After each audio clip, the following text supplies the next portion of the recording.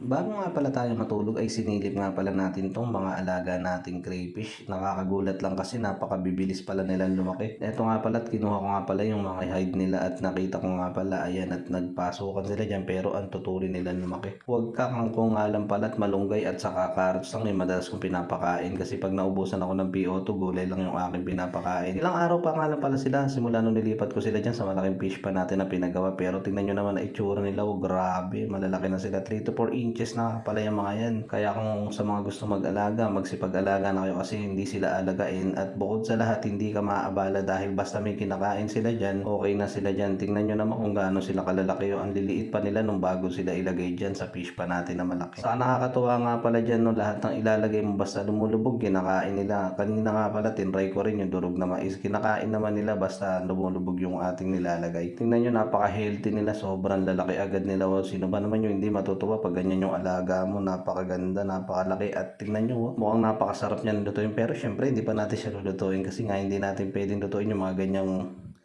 alaga natin. So ayan, sa mga gustong mag-alaga, PM nyo lang ako at re-replyan ko kayo. So hanggang dito na lang muna po ulit ang ating update dito sa ating pag-alaga ng crayfish. Thank you for watching everyone.